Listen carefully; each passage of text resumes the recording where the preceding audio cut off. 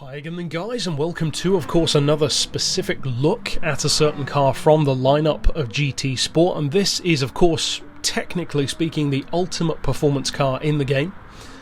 If the Red Bull X2010 or the X2011 or even the X2014 fan car were still around, then of course you'd have more of an argument there, but as is, the closest thing is probably, well, other Tomahawks, but beyond that, the Red Bull X2014 Standard, which is very quick, but still of course nowhere near as quick as this, because this is the ultimate expression of the Tomahawk Vision GT idea, which is of course the Tomahawk X. If there was ever a car which justified being in just that, Group X, it's this. As I've said before, I believe that Group X is a perfect placement for something like a Red Bull or a Tomahawk, and maybe some others like the Chaparral as well, but beyond that, of course my thoughts on Group X are out there in multiple videos. As far as this one though, it's one of the relatively rare occasions where I have absolutely no qualms with that at all. Of course it should be in Group X, it would be absolutely insane if it wasn't. Can you imagine if this was something like an N2600 car, which of course would be pointless anyway, but even if the highest class was say N1000 as an example, and you could use it there, it would be insane. It would, of course, wipe the floor with everything. Now, we have talked about this car before, of course, in GT6. I even did a tune for it here in GT Sport, and that was before Le Mans even came back. So the ironic thing was, it was a speed tune, but you couldn't even use it on a track where you could get that speed out of it, because I was that confident that Le Mans would return. And it did.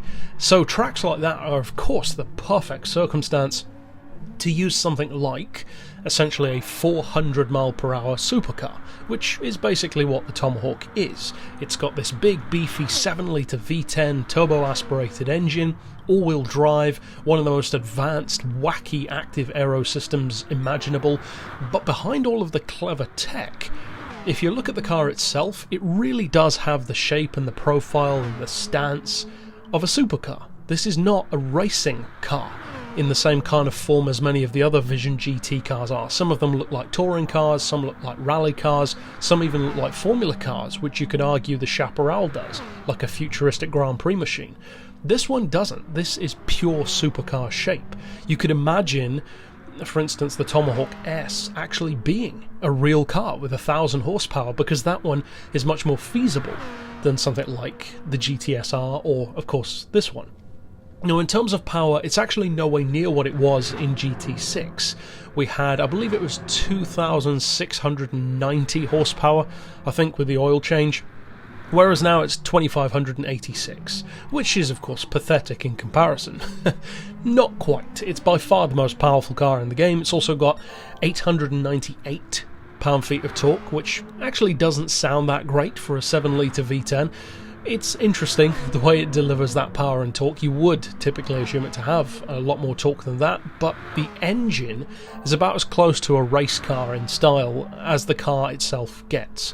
Supercar body, racing style engine, and in many ways it almost feels like a Formula engine, but a really overblown one. Like a Formula 1 car engine from the later 2000s, early 2010s, but with this massive, like 3 times the size capacity, which is an interesting concept, kind of harkens back to stuff like the Ferrari F50 with a Formula 1 derived engine, or more recently, of course, the Mercedes hypercar to feature the Formula derived engine as well, and various others too. In terms of performance, of course this is untouchable in a straight line. Even the Red Bull doesn't come close. In Gran Turismo 6 with the 1,600 horsepower Red Bull, even that couldn't beat it. It was a full 100 miles per hour slower, and in some cases even more, depending on how you tune this one. In terms of handling though, that's where my biggest issue actually arises with the Tomahawk now, because the funny thing is, it's actually not very good. In GT6 the handling was very good. Not as good as the Red Bull, but very good. Easily the second sharpest car in the game through corners. Undoubtedly. I mean, the Chaparral should have been, you could say, but the fact that it was thrust driven didn't really help. The Red Bull, though, is just pure Formula car meets prototype. And it has fan technology, so of course it's going to be great through corners. This, as I said, more of a GT car, more of a supercar in style, more of an endurance racer, if anything, compared to the Red Bull, but the handling was still more than good enough when coupled with especially that raw straight line speed to demolish the Red Bull on a number of tracks, not just limited to Le Mans but various others too.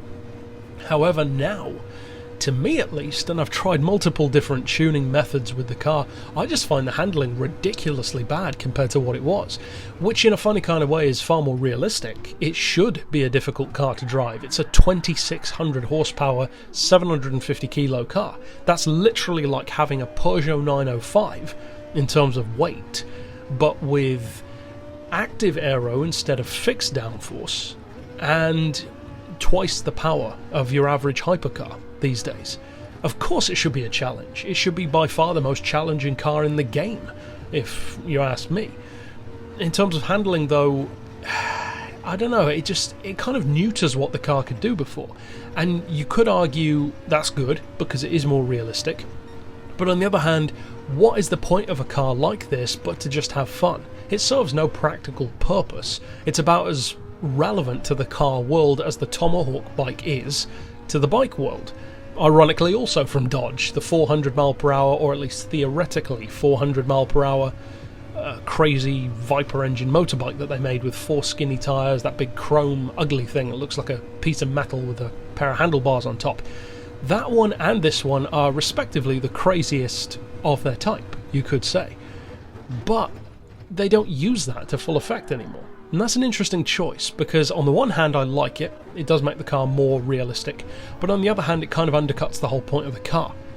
The whole point is that SRT wanted to make this clearly utterly insane ultimate car, in effect. A car which would accelerate like it was glitched, that would have the top speed of something that you'd usually have with the cheat disc, and that would get through corners like the best thing you've ever seen.